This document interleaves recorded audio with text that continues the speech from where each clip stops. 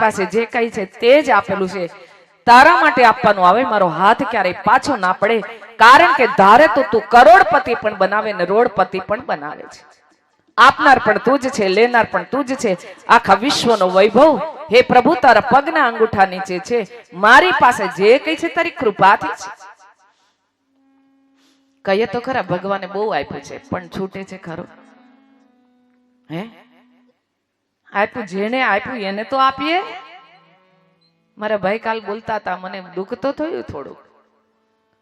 હે શૃંગબેરપુર નામ હવે આખી દુનિયા લેશે, કારણ કે પરમ પૂજ્ય ગુરુદેવ, વંદનીય માતાજી, પૂજ્ય ડોક્ટર સાહેબ, પૂજ્ય દીદીની દિવ્ય શક્તિ પુંજ પ્રવાહ ધોધ, એના આશીર્વાદ આદરણીય શ્રદ્ધેય ચિન્મય ભૈયા પધારી રહ્યા છે. આખી દુનિયામાં શૃંગબેરપુર નું નામ પહોંચી જશે અને દુનિયા આવતા સમયમાં નામ લેશે ને તો પસ્તાવો ના થાય કે આમાં મેં કઈ યોગદાન ના આપ્યું. ફરીવાર નહીં થાય આ કઈ, ફરીવાર દરવાજા બનશે? બોલો તો ખરા. હવે કથા કોને ખબર છે?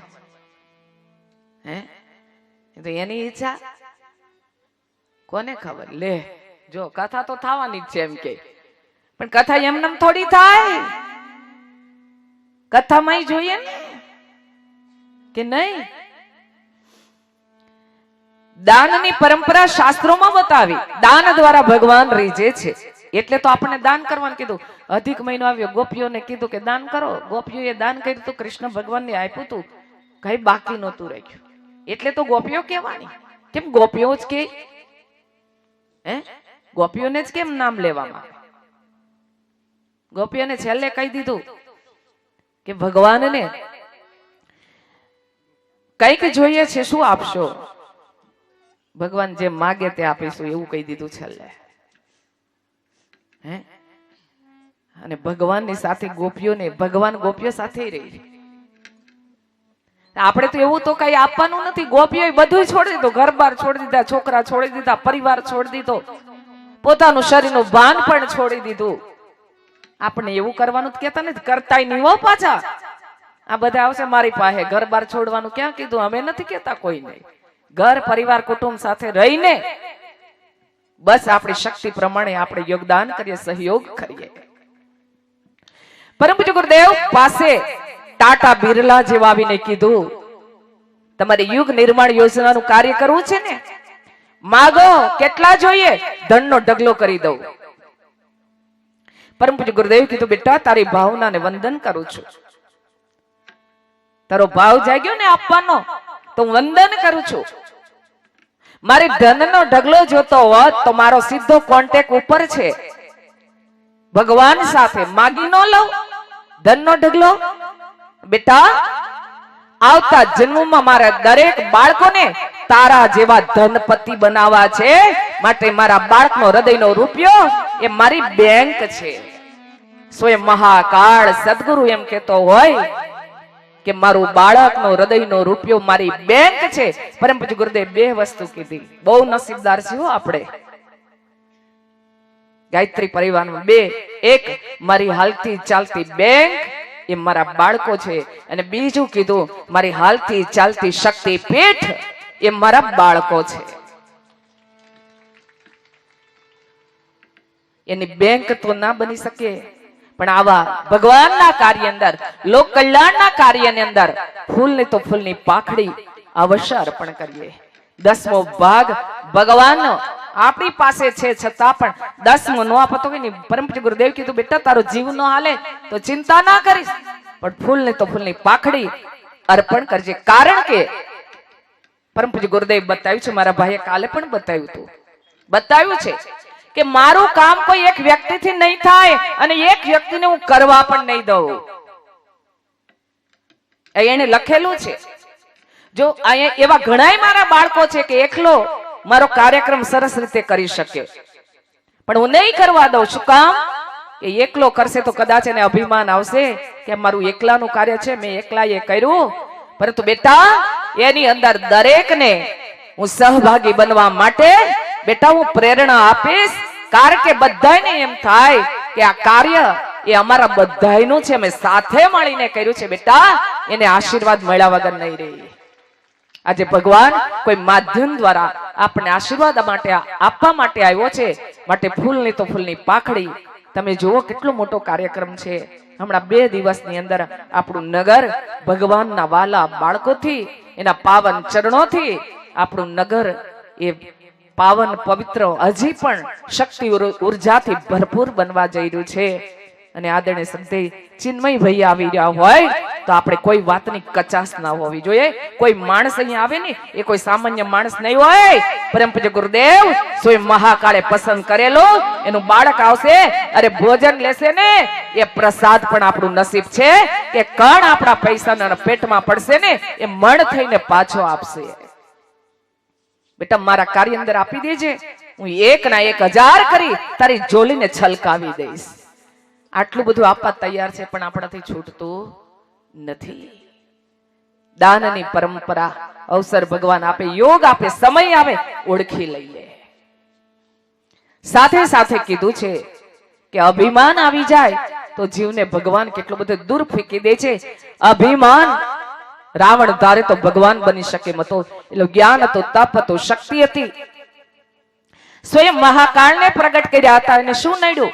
અભિમાન નડ્યું.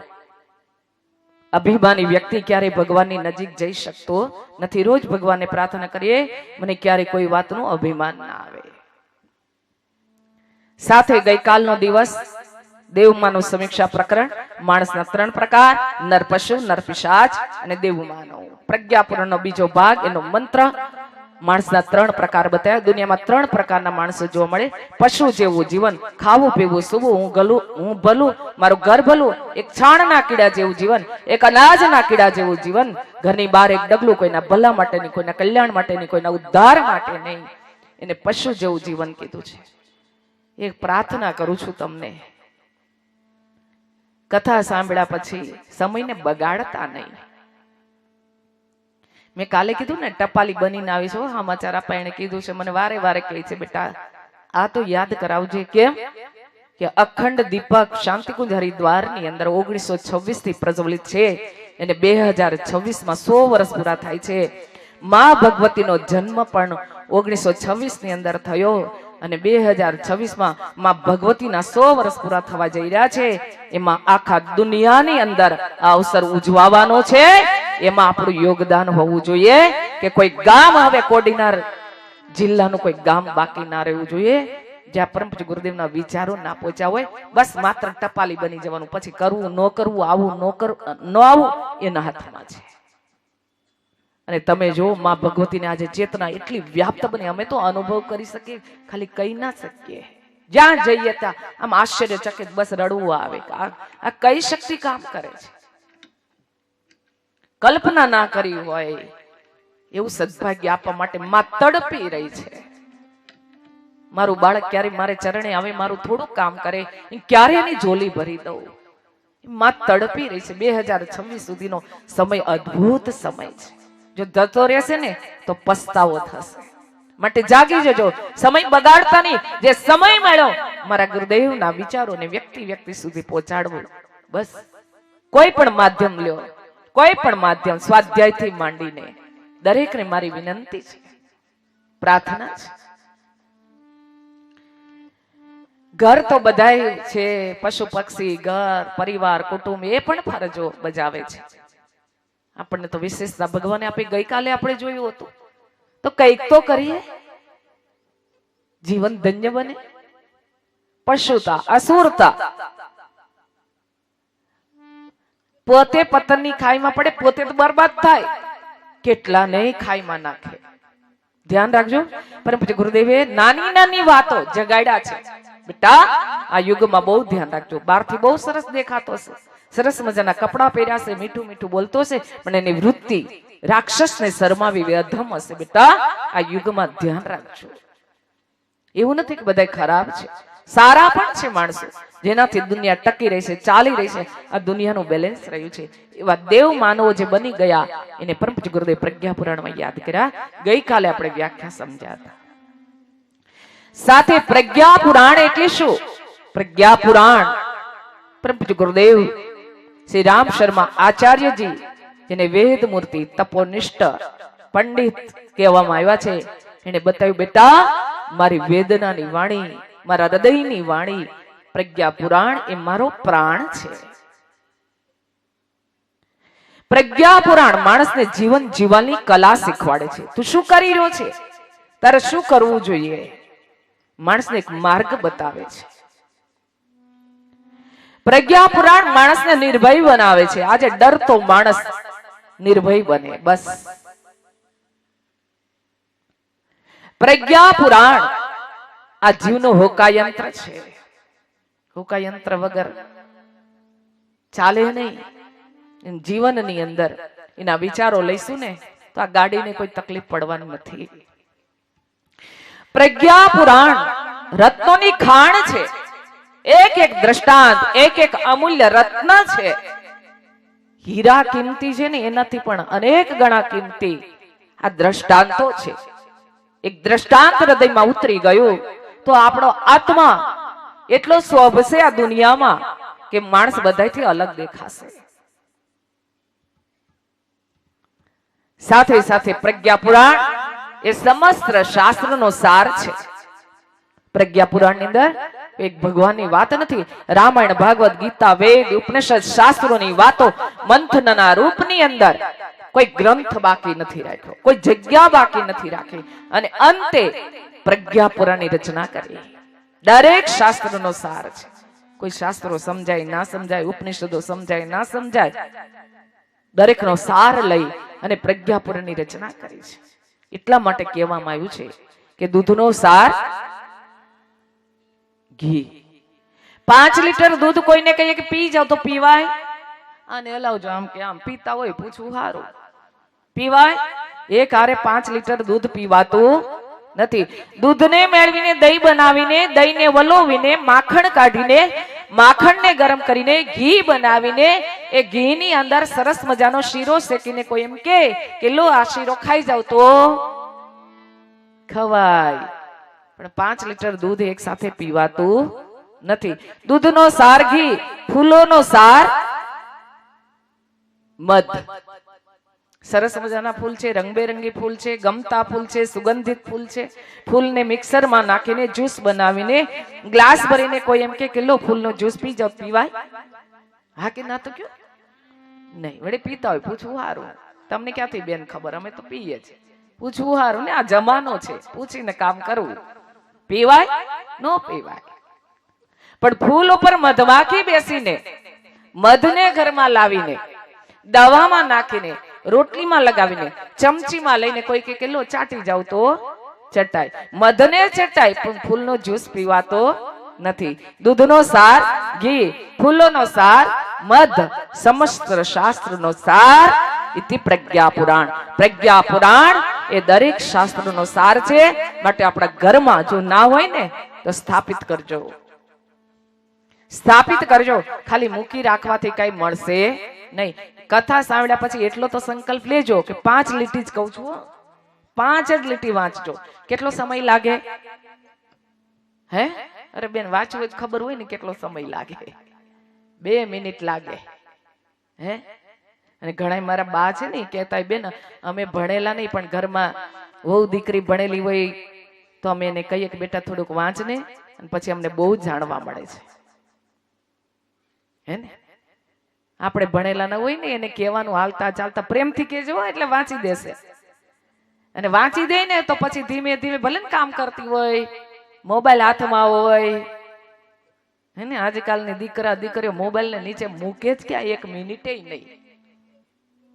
એને કહેવાનું બેટા થોડી વાર મૂકી દે, થોડીક આપણે વાતો કરી લઈએ, પછી તું તાર લેજે મોબાઈલ. નાઈ નહીં પાડતો મોબાઈલ નહીં તો તમને વાંચી નહીં દે પાછી. હે થોડુંક વાંચીએ. ત્યારે આજના દિવસે યુગ દ્રષ્ટા સંદેશ આપે છે. એને જોતા પહેલા 2 મિનિટ પ્રભુ નામનું સ્મરણ. શાંતિકુંજ હરિદ્વાર રવિવારે ને ગુરુવારે શાંતિકુંજના કોઈ દરવાજા બંધ હોતા નથી. જ્યાં પણ જઈએ છીએ ત્યાં દરેક જગ્યાએ દર્શન થાય, આશીર્વાદ મળે. અને માક્ષર મહિનાની અંદર આટલું સરસ મજાનું પરમ ગુરુદેવનો પ્રાણનું ગાન થતું હોય તો એના આશીર્વાદ આપણા પર વરસે એ ભાવ સાથે 2 મિનિટ પ્રભુ નામનું સ્મરણ. હવે મન ક્યાંય રહી ગયું હોય, અટકી ગયું હોય, ક્યાંય ભટકી ગયું હોય, તેને કહીએ કે હવે તું આવી જા. કાલે કીધું તું ને. અને એક મને એ નથી સમજાતું, આટલું બધું છોડીને અહીં બેઠા ને કોઈ આવે ને તો આપણું ધ્યાન સીધું આમ બધાની નજર આમ જાય. હવે જે આવ્યા તે જેના નસીબમાં છે એ આવશે. જ્યાં જોવાનું છે ત્યાં નથી જોતા આપણે. તકલીફ અહીંયા આટલું જ ખૂટે છે.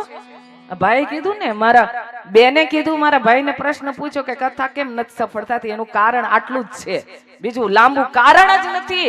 કારણ કે મન જ ના હોય અહીંયા તો ગમે એટલી કથાઓ કરો એનો કોઈ મતલબ નથી. કોણ આવ્યું કોણ ગયું, ક્યાં બેઠી છે ને શું કરે છે, કેટલા ભાઈઓ આવ્યા ને કેટલી પછી ઘરે જઈને મેસેજ આપવા થાય ને કે કથામાં આટલા હતા ને અહીંયા બેઠા હતા ને પેલા ત્યાં. એ નથી આપવાનું, જે સાંભળીને ગયા એ આપવાનું છે. તો આપણી અંદર થોડી કથા ઉતરશે ને. તો અખાએ કીધું એવું થાય, એ સાચી વાત છે, ખોટી વાત નથી. તો હવે મનને ક્યાં કહીએ, હવે આવી જા.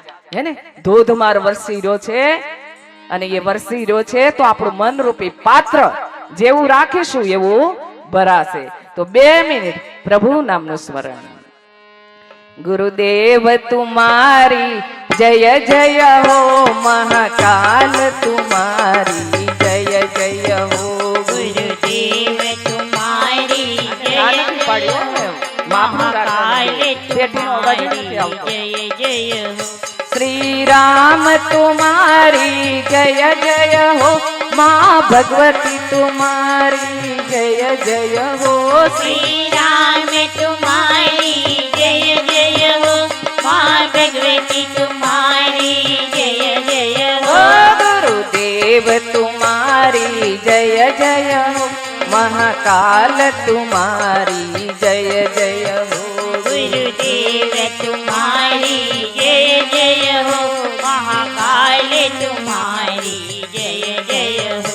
हरिद्वार तुम्हारी जय जय हो, शांति कुंज तुम्हारी जय जय हो.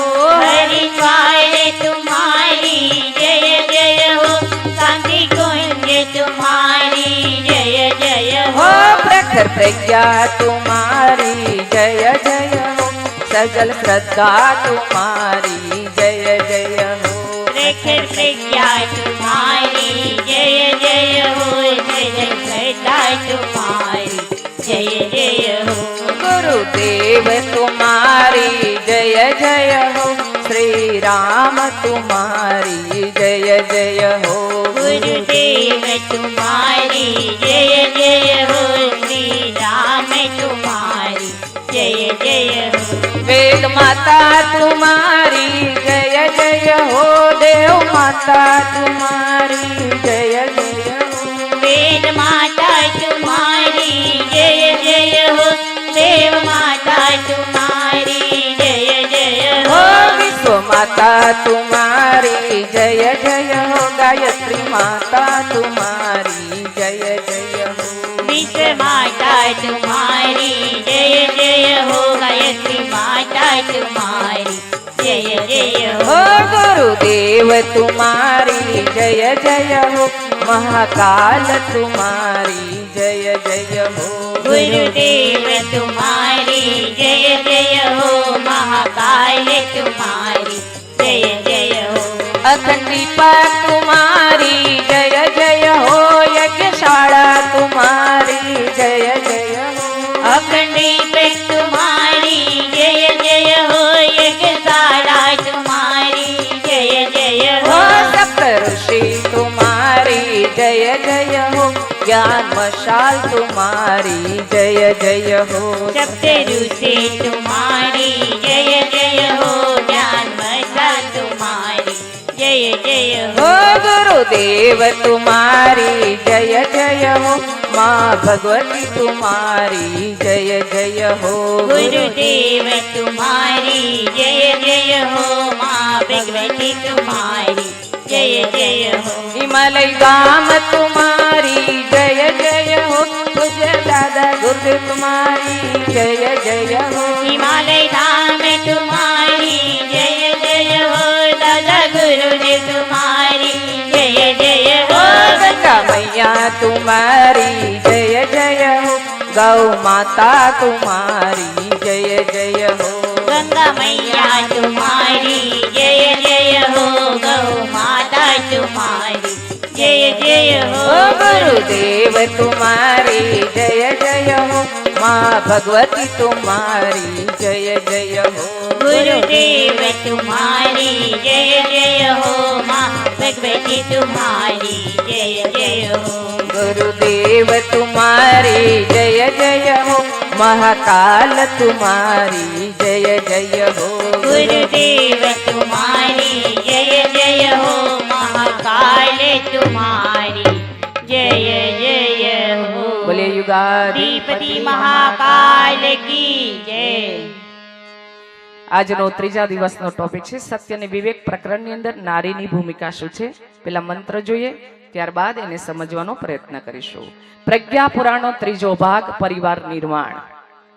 આ મંત્ર આપણને કઈ પ્રેરણા આપે છે એને જોવાનો પ્રયત્ન કરીશું. સંગતિ કાળનો રત્ર દેવ સત્ય વિવેકયો, તપો યુગ્મેન પક્ષમશમ કથમ શુભા, ક્રિયતે ચરણ શેષા પૂર્તિરેદ વિવિશ્ચતા, ભવતા વિસ્તરાદયન ધર્મ રૂપમ નરો વ્રજેત, ધર્મ રૂપમ નરો વ્રજેત. આજના ઋષિ શ્રેષ્ઠ કૌંડિલ્ય ઋષિ કહી રહ્યા છે, આજે મંત્ર બતાવી રહ્યો છે કે કુંભ મેળાનું આયોજન થયું છે. પેલાના કુંભ કેવા ભરાતા એ બતાવ્યું છે. આજે આખી પરિસ્થિતિ બદલાઈ ગઈ. કુંભ મેળાનું આયોજન થયું છે, ઋષિગણ એકત્રિત થયા છે, જ્ઞાન ચર્ચાઓ ચાલી રહી છે. એમાંના ઋષિ શ્રેષ્ઠ કૌંડિલ્ય કહી રહ્યા છે કે હે દેવ, સત્યની વિવેકને પરસ્પર શું સંબંધ છે અને એ બંને ધર્મની પૂર્તિ કઈ રીતે કરી શકે છે એ કૃપા કરીને સમજાવો. ત્રીજા દિવસનો ત્રીજો પ્રશ્ન, સત્ય એટલે શું, વિવેક એટલે શું, ધર્મ એટલે શું. સૌથી પ્રથમ આપણે જોઈએ સત્ય એટલે શું. સત્ય એટલે શ્રેય, સત્ય એટલે પ્રેમ, સત્ય એ જ ઈશ્વર. સત્ય એ જ ઈશ્વર. એ બાપુનો બોલ, તારામાં પરમેશ્વર છે કે નહીં શોધ. જ્યાં સત્ય છે ત્યાં ઈશ્વર છે. સીધું કહી દીધું. સાંભળવાનું કેટલું સહેલું લાગ્યું.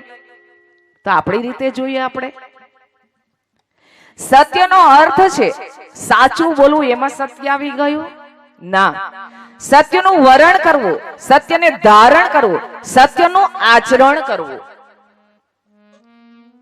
હવે આપણે જોઈએ આચરણ તો બહુ દૂરની વાત છે. સાચું કેટલું બોલીએ છે. પરમ પૂજ્ય ગુરુદેવે આત્મબોધ અને તત્વબોધની સાધના બતાવી. સવારમાં ઉઠીને 2 જ મિનિટ પથારીમાં બેઠા બેઠા, જેવી આંખ ખુલે બેઠા થઈએ, 2 મિનિટ પ્રભુને પ્રાર્થના, પ્રભુ તારી કૃપાથી આજે મને નવો જન્મ મળ્યો છે. કહેવાય છે સુઈ જઈએ એટલે મૃત્યુ ને ઉઠી એટલે નવો જન્મ.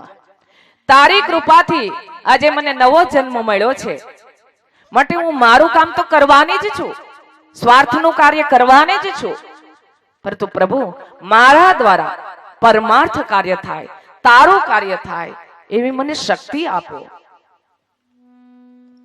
આપણા કામ રહી જાય કોઈ બાકી? જેના કરવા માટે મોકલ્યા છે દુનિયામાં એને જ ભૂલી જઈએ છે.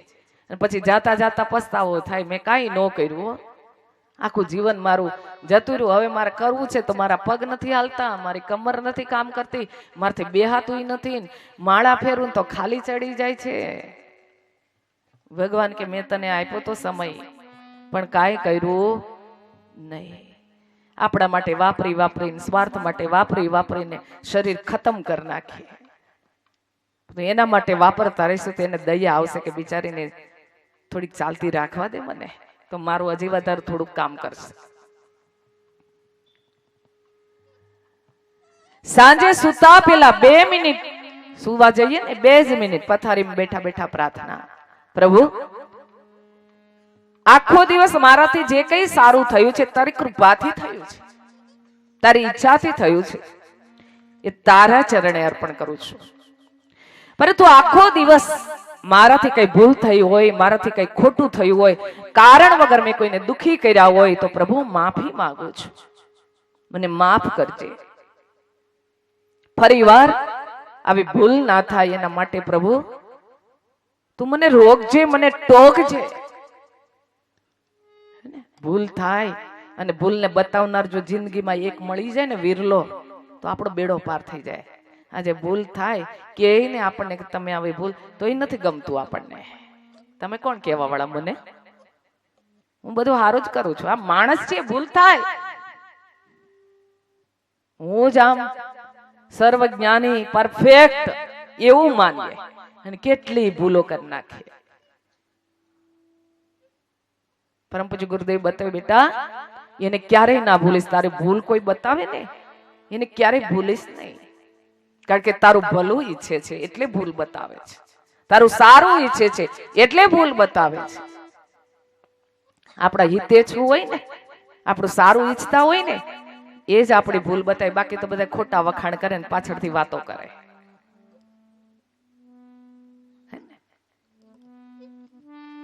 ભૂલ થઈ હોય તો મને રોકજે, મને ટોકજે. કોઈના દ્વારા પ્રભુ મને રોકજે. તો અને છેલ્લે આખા દિવસમાં સાચું કેટલું બોલી, સાચું કહું છું, ખોટું કેટલું બોલી નથી બોલી હું. કેમ? જે થોડુંક હોય ને એ વીણાય. હે ને, ચોખાની સીઝન આવે, ઘઉંની સીઝન આવે તો હું વીણીએ કાકરા. કેમ કાકરા? ઓછા છે એટલે કાકરા. કાકરા વધારે હોય ને ઘઉં ઓછા હોય તો કોને વીણીએ? ઘઉં ને વીણીએ. એમ થોડુંક હોય એ વીણાય. સાચું કેટલું બોલી. અને ગણાય ને, હમણાં એક જગ્યાએ ગયા ને તો એ મને કહેતા હતા કે એટલું બધું ખોટું બોલે બેન, એટલું બધું ખોટું બોલે. એ તો ખોટું બોલે પણ કારણ વગરનું અમારું વાતાવરણ બગાડ નાખે ને અમારું બધું કામ બગાડ નાખે. અરે ઉપર વાળો છે ને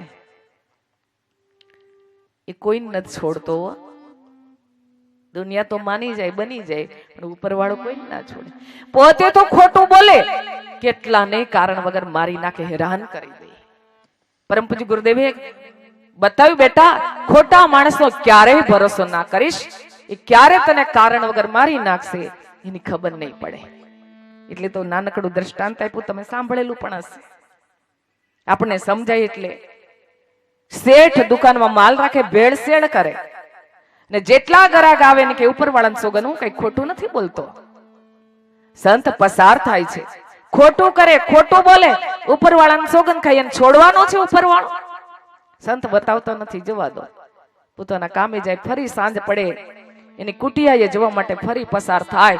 ફરી શેઠની જેવી સવારે 10 આવી સાંજે જેટલા ગ્રાહક આવે ને કે ઉપરવાળાને સોગન હું કઈ ખોટું નથી બોલતો. સંતનો સ્વભાવ દયાળુ હોય છે. એને એમ થયું કે આનમાં રોકવો જોઈએ. પરમ પૂજ્ય ગુરુદેવ કીધું, બેટા કે આપણા હિતે છું હોય ને એ જ આપણને સમજાવે.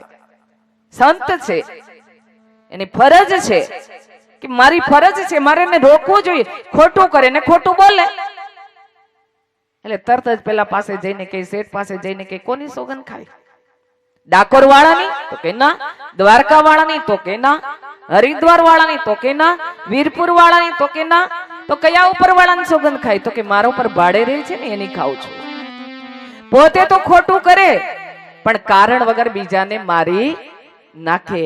માટે તો કીધું છે, સાચી વાણીમાં શ્રી રામ, સાચા વર્તનમાં શ્રી રામ. સાચી વાણીમાં શ્રી રામ, સાચા વર્તનમાં શ્રી રામ. સાચી વાણીમાં શ્રી રામ, સાચા વર્તનમાં શ્રી રામ. સાચી વાણીમાં શ્રી રામ, સાચા વર્તનમાં શ્રી રામ. જન સેવાથી પામીશું પ્યારા રામ. રામ રામ. જન સેવાથી પામીશું પ્યારા રામ. રામ રામ. જન સેવાથી પામીશું પ્યારા રામ. રામ રામ. જન સેવાથી પામીશું પ્યારા રામ. રામ રામ. સાચી વાણીમાં શ્રી રામ, સાચા વર્તનમાં શ્રી રામ. સાચી વાણીમાં શ્રી રામ, સાચા વર્તનમાં શ્રી રામ. જ્યાં સત્ય છે ત્યાં સાક્ષાત ઈશ્વર છે. આજે આપણે એમ કહીએ ને કે દેખાય કઈ ને અંદર કઈ છે. માણસને બે રૂપ જોવા મળે, બોલતો હોય કઈક જુદું ને કરતો હોય એ જુદું. આ યુગમાં નાની નાની વાતમાં પરમ પૂજ્ય ગુરુદેવે સાવધાન કર્યા છે. પરમ પૂજ્ય ગુરુદેવે 3200 પુસ્તક લખ્યા, એમાં સત્યનારાયણ ભગવાનની કથા પણ લખી છે.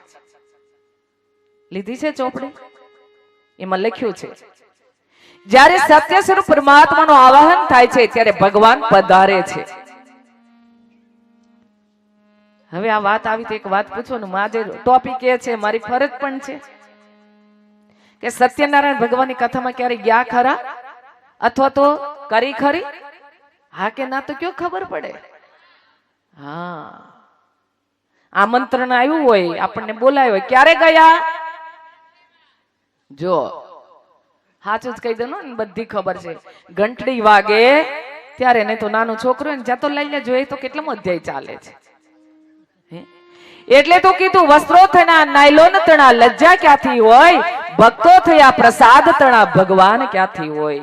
આજે લજ્જા પણ ગઈ અને જીવ ભગવાનના કામમાં જઈએ, નામમાં જઈએ તો શેમાં જીવ? પ્રસાદમાં. પ્રસાદના ટાઈમે હાજર થઈ જાય એમ કોઈ નો દેખાય. અમારે આગળ નથી બોલવા, અહીંથી સ્ટોપ થઈ જાવ, અહીંથી સ્ટોપ થઈ જાવ. મને ઘણી વાર એ જ નથી સમજાતું કે આવું કેમ માણસ બધું સમજે છે છતાંય આવું કેમ કરતો હશે. એ તો હવે એના નસીબ, આપણે આગળ એમાં નથી પડવું. જઈએ પ્રસાદ લેવા, અને પ્રસાદ લેતા પેલા પ્રસાદ લઈને ભગવાનને પ્રસાદ લેવા જાય ને એની પેલા કહીને જાય, પછી પ્રસાદ લે. ત્યારે ભગવાન બહુ જ ખુશ થાય. શું કહીને જાય? તન મન ધન સબ કુછ હે તેરા, પ્રભુ સબ કુછ હે તેરા, તેરા તુझको अर्पण, तेरा तुझको अर्पण, क्या लागे मेरा ओम जय जगदीश हरे. તન મન ધન બધુંય તારું. ભગવાન બહુ જ ખુશ થાય. વાહ બેટા. પણ વાહો ફરીને જેવો ધક્કા મૂકી કરતો જુએ, કોણીઓ મારતો જુએ એટલે દુખી થઈ જાય. ધન નો આપે તોય ચાલશે, મન નો આપે તોય ચાલશે, તન થી શું કામ બીજાને પીડા આપે છે? અથવા તો બેનપણી છે, પાડોશી છે, આમંત્રણ આવ્યું સત્યનારાયણ ભગવાનની કથાનું, વેલા જઈએ, બેન ને ભાઈ પૂજામાં બેઠા હોય, બ્રાહ્મણ દેવતા સરસ મજાની કથા વાંચતા હોય, આપણે એકલા હોઈએ ત્યાં સુધી વાંધો નહીં, પણ બે બેનપણી આવી આખા ગામની વાતો જો કથામાં. મને તો એક વસ્તુ નથી સમજાતી, એક મંદિરે ભગવાનના આવા કાર્યક્રમોની અંદર બધી વાતો ભેગી થાય ને તો રાહ જુએ ક્યારે મંદિરે જાઉં ને ક્યારે બધી વાતો ઘરની ત્યાં જઈને કરું. ક્યારેય નહીં કરતા. પાપ ધોવા જઈએ અને કહેવાય છે કે ધામમાં કોઈની નિંદા કુથલી કરીએ છીએ એ પાપમાંથી ક્યારે છૂટતા નથી. કોઈ કરતું હોય ને તો એને કહી દેવાનું અહીં ના કરીશ, એ તો પાપ કરે, આપણને ભાગીદાર બનાવે સાંભળવાથી. મંદિર, મનની અંદર ઉતરવાની જે જગ્યા છે, જે સ્થાન છે એ મંદિર છે. કમ સે કમ અંદર ઉતરે તો, અરે અંદર ન ઉતરે તો કઈ નહીં, જે બેઠો છે દુનિયાની હારે બેસીએ છે, એની હારે વાતો કરીએ છે, તો જેની પાસે વાતો કરવા ગયા છે ત્યાં તો થોડુંક આપણે ધ્યાન હોવું જોઈએ કે નહીં? આ તો જલ્દી જલ્દી દર્શન કર્યા ને બેઠા આવ્યા એટલે આખા ગામની વાતો. કથામાં તમે જોજો એવો દેકારો કરે, એવો દેકારો કરે, આપણને એમ થાય ક્યાંય જગ્યા નહીં મળી, અહીંયા જગ્યા મળી. ક્યારે? પછી તમે ભજન કીર્તનમાં જાઓ, કથામાં જાઓ, સત્સંગમાં જાઓ, કોઈ પણ જગ્યાએ જઈએ, મંદિરે જઈએ, બસ ભગવાનનું સ્મરણ કરીએ, ભગવાનનું નામ લઈએ, ત્યાં કરેલા નિંદા કુથલીમાંથી ક્યારેય છૂટી શકતા નથી. પરમ પૂજ્ય ગુરુદેવે બતાવ્યું બેટા ભગવાન આવે છે અને એ કહેતો હોય ખોટું હોય નહીં, પણ દેખાણો ખરો કે હે નહીં? અનુભવાય તો ખરો ને. ભગવાન નો દેખાય તો કઈ નહીં, પણ અનુભવ તો કરી શકાય ક્ષણ ક્ષણ પળ પળ. ક્યાં? પ્રસાદમાં. એ જ બેનને બોલાવીને એવો શીરો બનાવડાવો, એ જ માપનો બનાવડાવો, તો એવો સ્વાદ આવે પ્રસાદ જેવો. અને ઘણા કહેતા મને તો બહુ ભાવ્યો સત્યનારાયણનો પ્રસાદ. ભાવતો એની બેનને બોલાય કે મારે ઘરે બનાવ ને, મને બહુ ભાવે, પણ એના જેવો સ્વાદ આવતો નથી. સિંગદાણા સાકરિયા સાકર ભગવાનને ધરાવીને ખાવ અને ઘરમાં બોટલો ભરી છે, કોથળા ભર્યા છે, એ ખાવ, બેમાં ફરક ખરો? જમીન આસમાનનો ફરક. મીઠાશ, જ્યાં મીઠાશ છે ત્યાં ભગવાનને આવ્યાનું પ્રમાણપત્ર છે. માટે સત્ય એટલે શ્રેય, સત્ય એટલે પ્રેમ, સત્ય એ જ ઈશ્વર. સાથે વિવેક એટલે શું? વિવેકનો અર્થ છે સાર તત્વને ગ્રહણ કરવું. વિવેક વાળો માણસ જ્યાં પણ જશે સારું પકડશે, ખરાબ છોડી દેશે.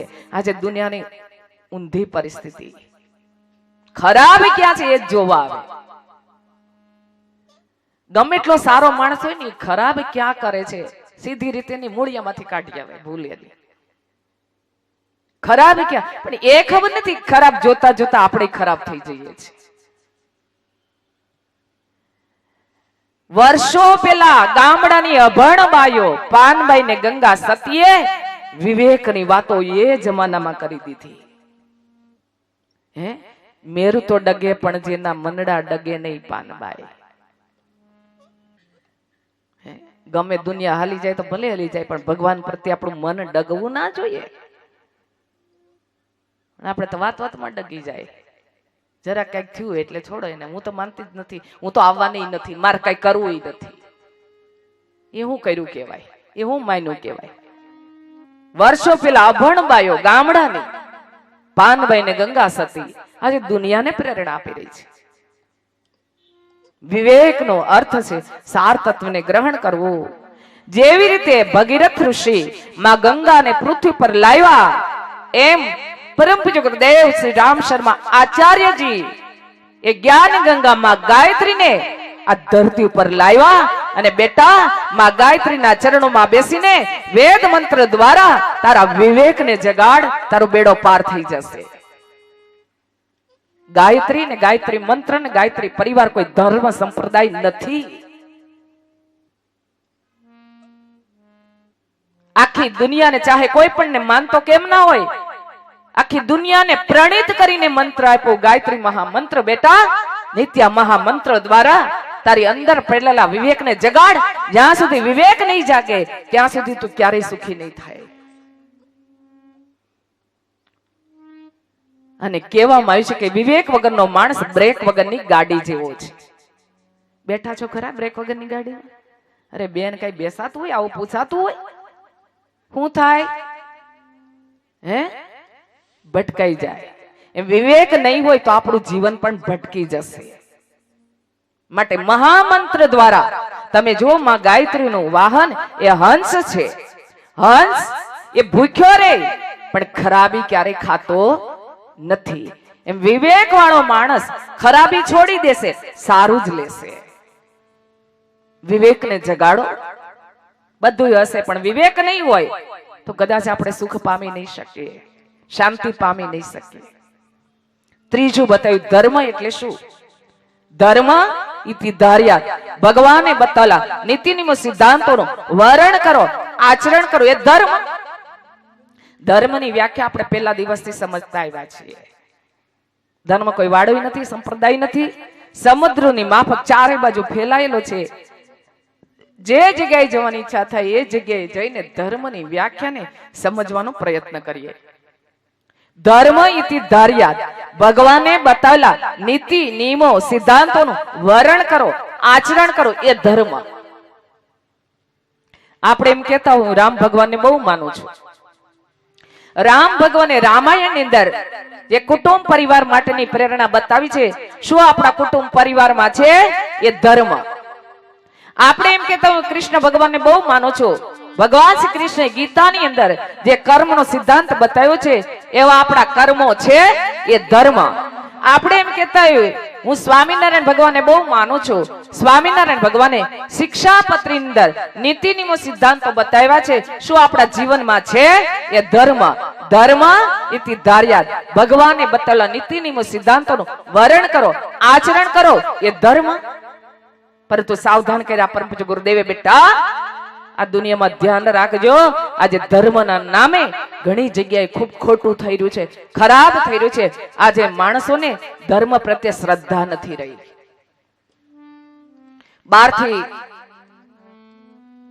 સરસ દેખાતો હોય, અલગ દેખાતો હોય, આપણને એમ લાગે ઓહો કેટલા મહાન હશે. કપડા એવા પહેર્યા હોય, હાથમાં ત્રિશૂળ હોય, માળા પહેરી હોય, ત્રિપુંડ તાણ્યું હોય. ઘણી વાર કહું છું, બધા એવા હોય એવું નથી કહેતી. ઘણી વાર જેવું બહાર દેખાય એવું અંદર જોવા મળતું નથી. માટે બહુ ધ્યાન રાખવું, ક્યાંય ફસાઈ ના જઈએ આ દુનિયામાં. નાની નાની વાતમાં જગાડ્યા છે. નામ ધર્મનું ને અંદર કેવા કર્મો થાય આપણને ખબર નથી. અને એને સમજાવવા માટે એક નાનકડું દ્રષ્ટાંત આપ્યું છે. આપણી જેમ એક ગામમાં કથા બેઠી 5 દિવસની કથાનો સમય, આપણી જેમ 1 થી 5, અને કથા કરવા મહારાજ આવે, દરવાજાની બહાર હાથમાં બરાબર ચોળીને ગાલ ભરી અને કથા કરવા આવે. વ્યાસપીઠ ઉપર બેસે, સામે ડબ્બી રાખે. આટલી બધી વાર 1 થી 5 કથા કરવાની હોય એટલે મોઢામાં હોય એ કઈ છેક સુધી મોઢામાં નથી રહેતું. અડધી કથા પૂરી થાય એટલે પેટમાં જતું રહે. અધવચ તલપ જાગે, ટેવ હોય ને એ ન જાય. તલપ જાગે એટલે ભક્તો પાસે તાળી પડાવીને જય હો કરીને મોઢા મૂકી દે, કોઈને ખબર ના પડે. આપણી જેમ 5 દિવસની કથા 4 દિવસ પૂરા થયા. એક યુવાન દીકરો રોજ કથા સાંભળવા આવે અને સામે જ બેસે. 4 દિવસ પૂરા થયા એટલે 2 હાથ જોડીને ઉભો થઈને કહેવા લાગ્યો, મહારાજ તમે બહુ સરસ કથા કરો છો, બહુ મજા આવે છે, પણ મહારાજ મને એ નથી સમજાતું કે તમે કથા કરો છો, તમારા મુખમાંથી થૂક ઉડે ને થૂક પોથીજી ઉપર પડે એ સારું કહેવાય? મહારાજે તો મોટા મોટા ડોળા કાઢ્યા. તો તું મને કોણ કેવા વાળો? મારા મુખમાંથી થૂક ઉડે છે. અરે મૂર્ખ, જ્ઞાન ગંગાનો પ્રવાહ ચાલુ થાય ને ત્યારે મુખમાં સાક્ષાતમાં ગંગા પ્રગટ થાય છે અને તું થૂક કહે છે? દીકરો કે મને માફ કરજો, મારી ભૂલ થઈ ગઈ, હવે પછી આવું ક્યારેય નહીં કહું. ઘરે ગયો, છેલ્લો દિવસ હતો. મહારાજની આદત રોજ પ્રમાણે આવ્યા, બેઠા. દીકરો છેલ્લો દિવસ હતો, રોજ થોડોક દૂર બેસતો હતો, આજે નજીક બેઠો. કથા બરાબર જામી. અધવચ્ચે મહારાજ જય હો બોલ્યા. દીકરો ઘરેથી કંઈક મુઠ્ઠી ભરીને લાવ્યો તો મહારાજના મોઢા મૂકી દીધું. માંડ માંડ કરીને પેટમાં ઉતાર્યો. કથા પૂરી થઈ એટલે સીધી નજર મહારાજની દીકરા ઉપર ગઈ. દીકરાને કહેવા લાગ્યા, બેટા મને મળ્યા વગર ઘરે નહીં જતો. દીકરો ખુશ થયો, આજે મહારાજ તો સામેથી મળવાના છે. જલ્દી જલ્દી જઈને દરવાજે જઈને ઉભો રહ્યો. મહારાજ અહીંયા પૂર્ણાહુતિ કરી વિદાય થયા. દરવાજે પહોંચ્યા. દીકરો 2 હાથ જોડી પગે લાગ્યો, કેવા લાગ્યો, બોલો મહારાજ મારે લાગે કામકાજ? એટલે 5-5 દિવસ તારા ગામમાં રોકાણો, તારે ભોજન કરાવવું હતું તો ઘેરે આમંત્રણ આપ્યું હોત તો તારા ઘરે હું ભોજન કરવા આવત. ચાલુ કથામાં શું કામ ખવડાવે છે? મહારાજ તમે એવું નહોતું કીધું કે જ્ઞાન ગંગાનો પ્રવાહ ચાલુ થાય ત્યારે મુખમાં સાક્ષાતમાં ગંગા પ્રગટ થાય? તો કે હા, મારા માતુશ્રી 15 દિવસ પહેલા જ ગુજરી ગયા. એની અંતિમ ઈચ્છા એવી હતી કે મારા અસ્થિર ગંગાજીમાં પધરાવજો. તો હરિદ્વાર સુધી શું કામ ધક્કો ખાવ? અહીંયા જ ગંગાજી આવતા હોય તો અહીંયા જ ના પધરાવી દઉં. ઘણી વાર ખોટું કરીએ તો હાડકા પણ ખાવા પડે. ત્યારે ધર્મની વ્યાખ્યાને બતાવતા સાવધાન કર્યા છે. ત્યારે પરમ પૂજ્ય ગુરુદેવ બતાવ્યું, બેટા આપણી અંદર સત્ય પડ્યું છે, એને પ્રગટ કોણ નથી થવા દીધું? કયા 3 આવરણ છે? 3 પડદાની પાછળ ભગવાન બેઠો છે. એ 3 પડદાને હટાવવાના છે. બસ કયા 3 પડદા છે એ બીજો મંત્ર બતાવી રહ્યો છે. સત્ય સ્વાર્થ સુશ્રેયોસ્તિ યદાચારનું ગોહિતમ તિષ્ઠંતિ બ્રહ્મ સ્વાર્થો તે સરદુરાગ્રહ એવ ચ સ્વરૂપમ નો તહંતે તે પ્રત્યક્ષમ તસ નિર્ગતમ ભીત્વાચારણ ગંતુ યથાર્થ દૂરદર્શિત યથાર્થ દૂરદર્શિત. 3 આવરણ, સ્વાર્થ અને દુરાગ્રહ, એની પાછળ જ બેઠો છે. 3 પડદાને ખોલવાના છે. બેનો ભજન ગાય ને, પડદા ખોલ ને એવું કઈક ભજન પણ છે. એ પડદા હું આ 3 પડદા.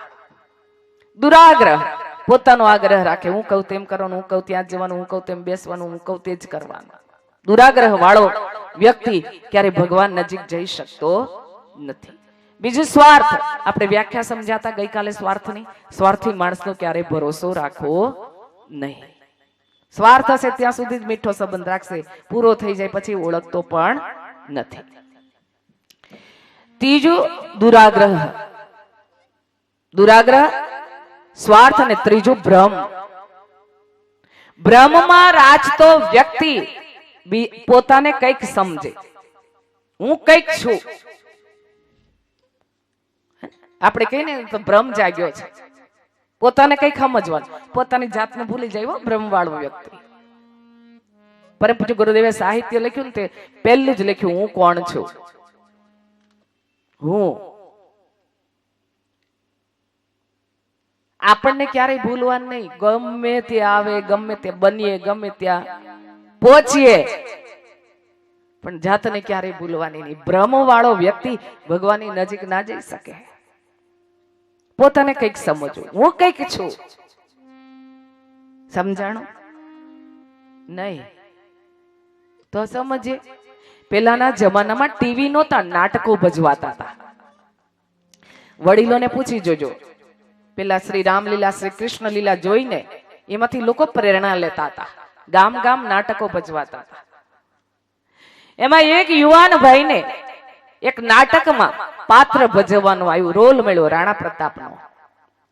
રાણા પ્રતાપનું પાત્ર ભજવતા ભજવતા ભ્રમ જાગ્યો કે હું જ રાણા પ્રતાપ છું.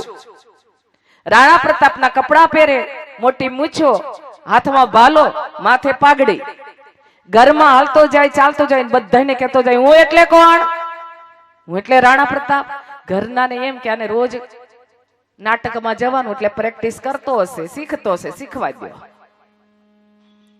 રાણા પ્રતાપને એમ થયું કે ઘરમાં તો બહુ ફેર્યો, લાવ જરાક ગામમાં ફરી આવું.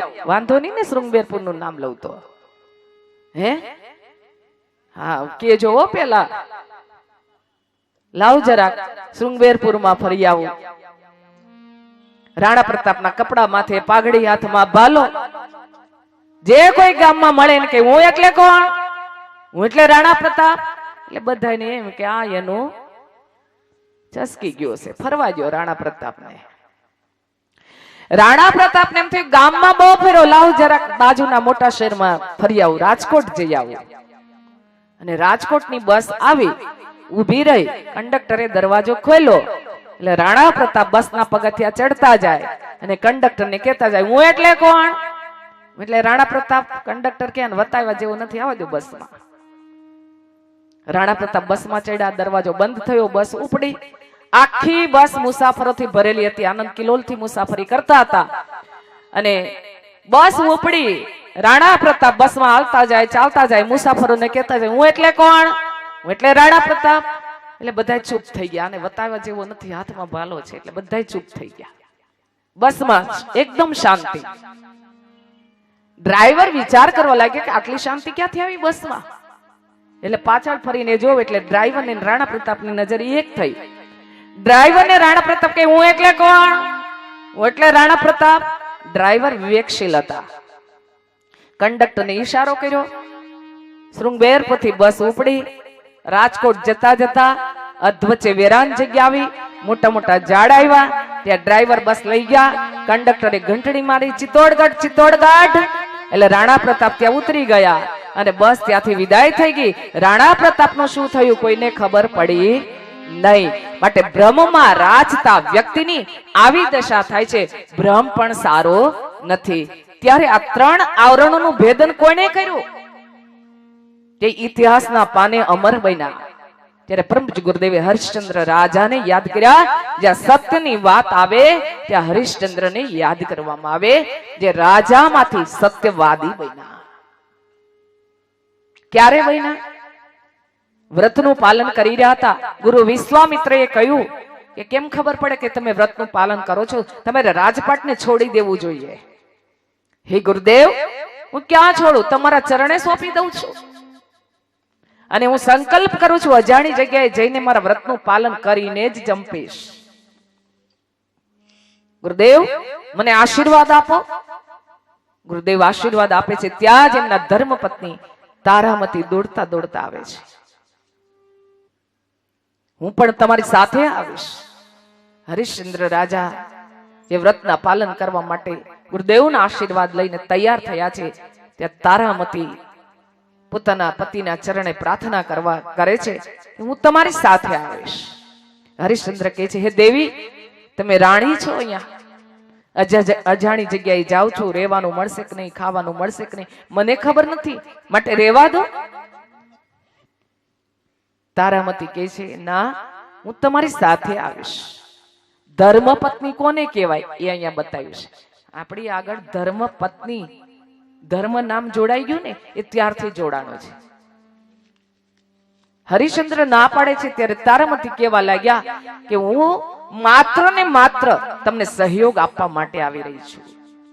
આજે બધું છોડીને પોતાના પતિને સહયોગ આપવા માટે તૈયાર થયા છે. હરિશ્ચંદ્ર ના નથી પાડી શકતા.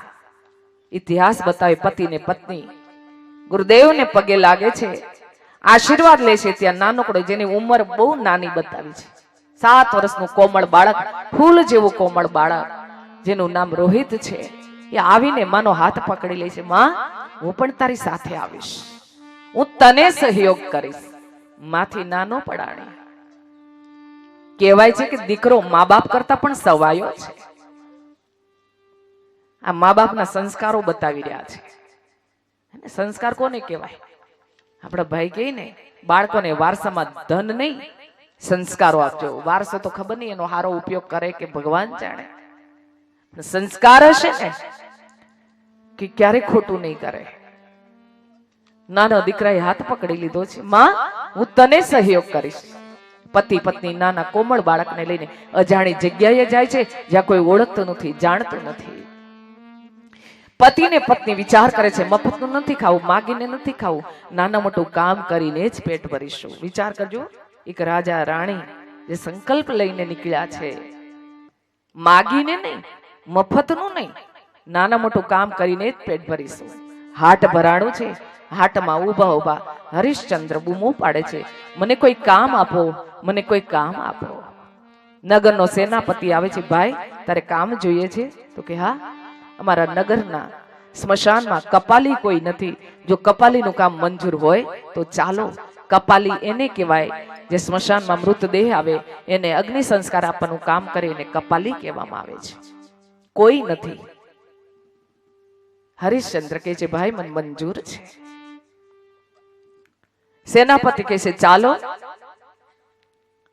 હરિશ્ચંદ્ર તારામતીને કહે, હે દેવી, મને સરસ કામ મળી ગયું છે, હું વિદાય થઈ રહ્યો છું. તારામતી પોતાના પતિને પગે લાગે છે. થોડી વાર તો આંખો ભીની થઈ તારામતીની, પરંતુ મનને જલ્દી મનાવી લીધું કે હું એને સહયોગ આપવા માટે આવી છે, એને દુખી કરવા નથી આવી. મારા આંસુ જોઈ જશે તો એ દુખી થઈ જશે, એનું મન કમજોર બનશે, ને કમજોર બનાવવા નથી આવી, એને સહયોગ આપવા માટે આવી છું. પોતાના પતિને ના ખબર પડે એ રીતે આંસુ લૂછી નાખે છે. નાનો દીકરો રોહિત દોડતો દોડતો આવે છે.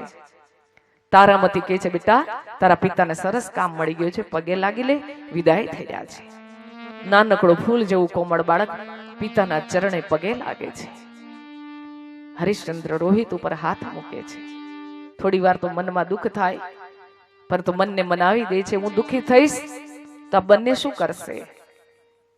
માટે એક સંકલ્પ માટે નીકળ્યા છે, પ્રભુ તું અમને શક્તિ આપજે. રોહિતના માથે હાથ મૂકીને કે બેટા મને સરસ કામ મળ્યું છે, હું વિદાય થઈ રહ્યો છું. અજાણી જગ્યા છે જ્યાં તને તારી માને કોઈ ઓળખતું નથી. હું તો જાઉં છું, પણ તું તારી માનું ધ્યાન રાખજે. ગમે તેવો પતિ હોય ને, દુનિયામાં એને વધારે વધારે ચિંતા એની પત્નીની હોય છે. અને નાના બાળકને પોતાની પત્નીની જવાબદારી સોંપીને હરિશ્ચંદ્ર ત્યાંથી વિદાય થાય છે. તારામતી એકલા પડ્યા છે. મનમાં વિચાર કરે છે, હું તો ભૂખ્યા આજે દિવસો કાઢી શકીશ, પણ મારું નાનું ફૂલ જેવું કોમળ બાળક કેટલો સમય ભૂખ્યો રહી શકશે? એને જલ્દી ખવડાવું, મને જલ્દી કામ મળે તો મારા દીકરાને હું જલ્દી ખવડાવું. માં છે ને, માં શબ્દ જ એવો છે કે હૃદય ભરાઈ જાય. માં પાત્ર જેવું છે કે જે પોતાના બાળકને સંતાનને ક્યારે ભૂખ્યું જોઈ જ નથી શકતી. ઘરમાં કાંઈ ના હોય, બિચારી ચાલી ન શકતી હોય, કામ ન કરી શકતી હોય, પણ સામે નજર સામે બાળકને જોવે ને માનો એક જ ભાવ હોય કે મારા દીકરાને હું શું ખવડાવી દઉં.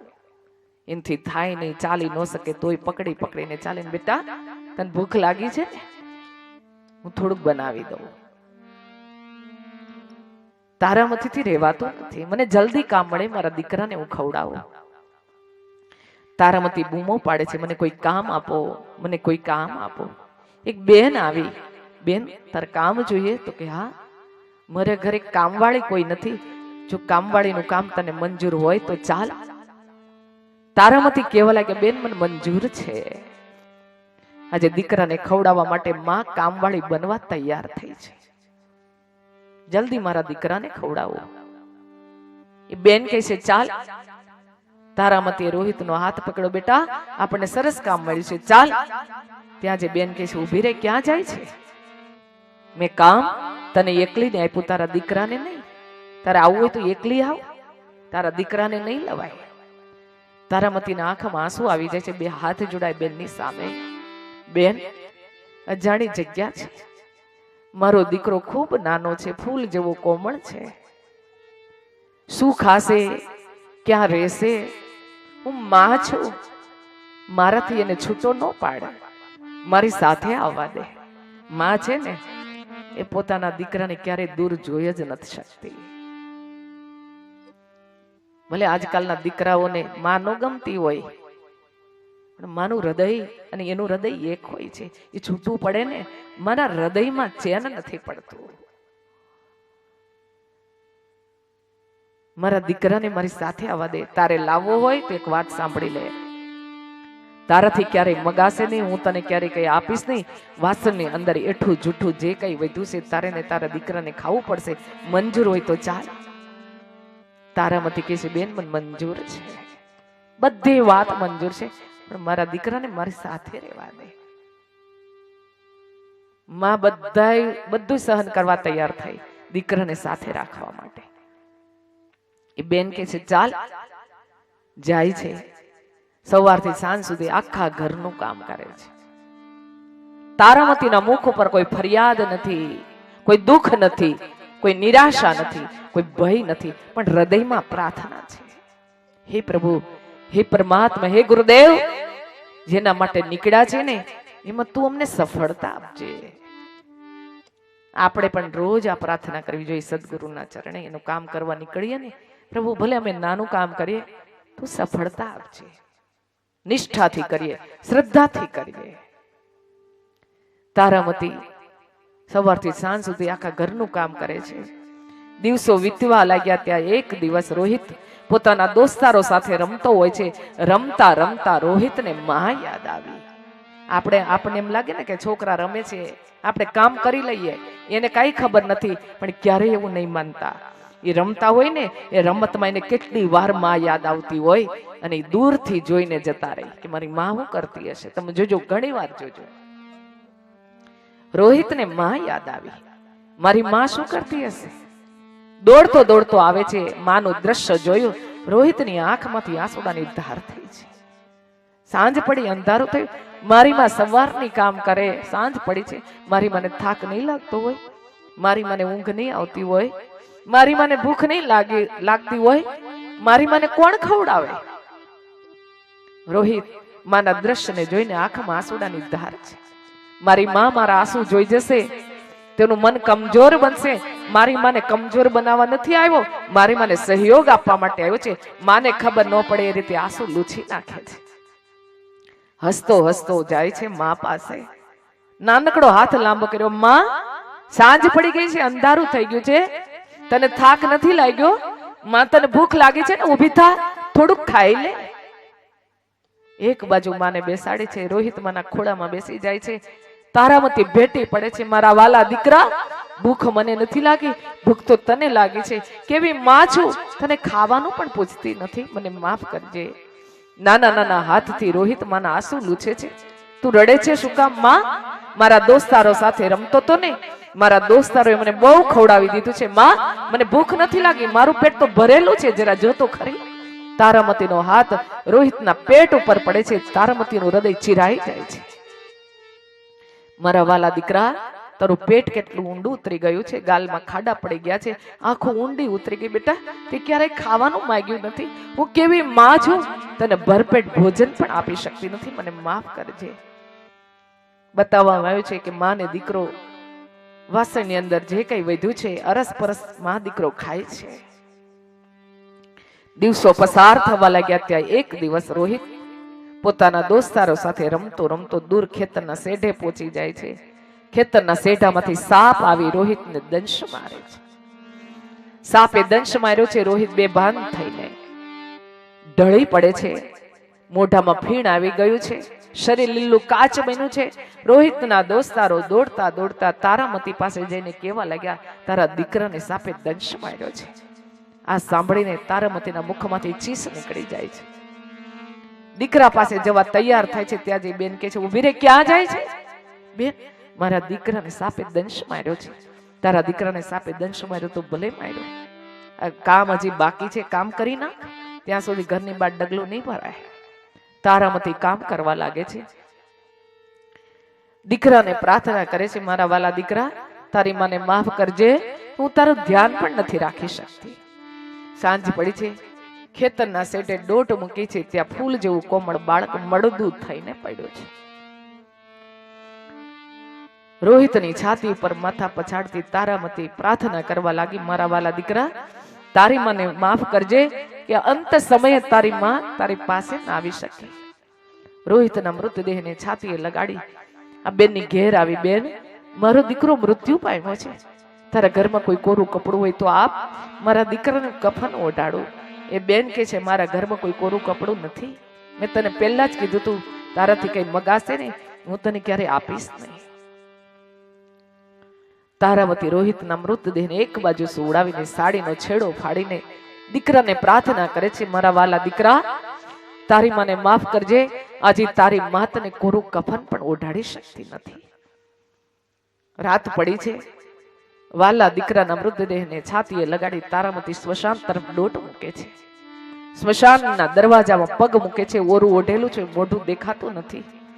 એક ભાઈ ફાનસ લઈ અજવાળું કરીને કહેવા લાગ્યા, હે દેવી, અડધી રાતે તમે કોણ છો? તારામતી ઓળખી જાય છે, આ તો કોઈ નથી, આ તો મારા પતિદેવ હરિશ્ચંદ્ર છે. તારામતી કહે છે, હા, હું તારામતી છું. હરિશ્ચંદ્ર કહે છે, તારામતી તમે? આ આપણો દીકરો રોહિત છે. તારામતી બે હાથ જોડ્યા છે, પ્રાર્થના કરવા લાગી, મને માફ કરજો કે હું આપણા દીકરાનું ધ્યાન ના રાખી શકી. હું અહીંયા આવી હોય તો માત્ર ને માત્ર મારા વાલા દીકરાના અગ્નિ સંસ્કાર માટે આવી છું, એની તૈયારી કરો. હરિશ્ચંદ્રના આંખમાં આંસુ આવી જાય છે. હે દેવી, આ નગરનો નિયમ છે કે કર ભર્યા વગર કાષ્ટ ન મળે, લાકડા ન મળે, કર ભરવો પડે. આ નગરનો નિયમ છે. તમારી પાસે કઈ હોય તો આપો, મારી પાસે તો કઈ નથી. તારામતી રોહિતના મૃતદેહને એક બાજુ સુડાવીને પોતાના પતિના ચરણ પકડ્યા છે. આજે એક પત્ની નહીં, આજે મારા વહાલા દીકરાની માં બે હાથ જોડી તમને પ્રાર્થના કરે છે. તમારી પાસે પણ કઈ નથી, મારી પાસે પણ કઈ નથી, તો એક માની પ્રાર્થના છે, મારા દીકરાના અગ્નિ સંસ્કારની તૈયારી કરો. હરિશ્ચંદ્રથી રેવાતું નથી. લાકડા લાવે છે, શૈયા બનાવે છે, એના ઉપર રોહિતના મૃતદેહને સુવડાવે છે, અગ્નિ સંસ્કારની તૈયારી કરે છે. ત્યાં જ નગરનો સેનાપતિ આવે છે. ભાઈ, તે રાજ્યના વિરુદ્ધ કામ કર્યું છે, માટે રાજાએ તમને ફાંસીની સજા આપી છે. જ્યાં સુધી ફાંસીની સજા પૂરી નહીં થાય ત્યાં સુધી અગ્નિ સંસ્કાર નહીં થઈ શકે. હરિશ્ચંદ્ર કહે છે, હા ભાઈ, મેં ખોટું કર્યું છે, અવશ્ય મને સજા થવી જોઈએ, હું સજા ભોગવવા તૈયાર છું. સેનાપતિ કહે છે, ચાલો મારી સાથે. આગળ સેનાપતિ, પાછળ હરિશ્ચંદ્ર, એની પાછળ તારામતી રોહિતના મૃતદેહને લઈને એ પણ ચાલતા થાય છે. ફાંસીનો ગાળિયો લટકી રહ્યો છે, એની નીચે હરિશ્ચંદ્રને ઉભા રાખ્યા છે અને ગળામાં ફાંસીનો ગાળિયો પહેરાયો છે. ફાંસીનો ગાળિયો ખેંચવાની તૈયારી છે. છેલ્લે હરિશ્ચંદ્રને કહેવામાં આવે છે કે તમને છેલ્લે થોડોક સમય આપવામાં આવે છે, તમારી અંતિમ ઈચ્છા હોય તો તમે છેલ્લે કહી શકો એમ છો? બોલો. આ સાંભળીને ઇતિહાસ બતાવે છે કે હરિશ્ચંદ્ર એક શબ્દ પણ બોલતા નથી, આંખો બંધ કરી છે, બે હાથ જોડ્યા છે. આ દ્રશ્ય તારામતીએ જોયું. રોહિતના મૃતદેહને એક બાજુ સુવડાવીને એણે પણ બે હાથ જોડ્યા છે, આંખો બંધ કરી છે. ઇતિહાસ બતાવે કે પતિ ને પત્નીની પ્રાર્થના એક બને છે. બંને પ્રાર્થના કરી રહ્યા છે, હે પ્રભુ, હે પરમાત્મા, જ્યારથી વ્રતના પાલન કરવા માટે તૈયાર થયા ત્યારથી અત્યાર સુધીમાં જાણતા અજાણતા અમારાથી કઈ ખોટું થયું હોય, અમારી કઈ ભૂલ થઈ હોય તો અમને માફ કરજો. તો હે ગુરુદેવ, આજે તારા બાળકો જન્મો જન્મ તારા ચરણોની સેવા માંગી રહ્યા છે. બંનેની પ્રાર્થના એક બને છે. ત્યારે અંતરિક્ષમાંથી સ્વયં દેવતાઓ હરિશ્ચંદ્ર ને તારામતી ઉપર ફૂલની વર્ષા કરે છે. એક બાજુ ગુરુ વિશ્વામિત્ર આવે છે, એ પણ ફૂલની વર્ષા કરે છે. ધન્ય હો હરિશ્ચંદ્ર, ધન્ય હો તારામતી. આજ પછી રાજા હરિશ્ચંદ્રના નામે નહીં, ઇતિહાસ તમને સત્યવાદી હરિશ્ચંદ્રના નામે તમને યાદ કરશે. ગુરુ વિશ્વામિત્ર હાથમાં અંજલિ લઈ રોહિત ઉપર છાંટે છે અને રોહિતને સજીવન કરે છે. ત્યારે છેલ્લે એક સંકલ્પ લે છે કે આજ પછી ક્યારેય દુનિયાના કોઈ માણસોની આવી કસોટી ના થવી જોઈએ, અને વચન આપે છે કે ક્યારે દુનિયાના માણસોની કસોટી નહીં થાય આવે. ત્યારે પરમ પૂજ્ય ગુરુદેવ બતાવ્યું, બેટા સારું થવું હોય તો દુનિયાના નજરમાં નહીં, સદગુરુના નજરમાં સારા થઈ અને ગમતા કાર્ય કરીએ. બાકી દુનિયા સીધે સીધા ચાલ્યા જતા છો, કેસે બહુ મોટો થઈ ગયો, અમારી સામે જોતો પણ નથી, આજુબાજુ જોવા રહેશે તો કેસે એ શું ફાફા મારે છે, તને ચાલતા નથી આવડતું, નીચું જોઈને ચાલીશું તો કેસે એવા સુખ તે કર્મ કર્યા છે, તારે નીચું જોવું પડે. આ દુનિયા ક્યાંયથી નહીં છોડે. માટે સારું થવું હોય તો દુનિયાના નજરમાં નહીં, સારું થવું હોય તો સદગુરુના નજરમાં સારા થઈએ, સદગુરુને ગમતા કાર્ય કરીએ. દુનિયાની કોઈ તાકાત નથી કે આપણો વાળ પણ વાકો કરી શકે. માટે કીધું છે, જીતને તારે ગગન में इतने दुश्मन क्यों ना હોય, જો હુઈ ગુરુદેવ की कृपा તો બાલનો બાકો હોય. જેની સાથે સદગુરુની કૃપા છે એનો વાળ પણ કોઈ વાકો નથી કરી શકતું. માટે સંતો મહંતોએ આપણે પ્રેરણા આપીને કહ્યું છે, આવે છો ને સંકટ હજારો, ભગવાન ભરોસે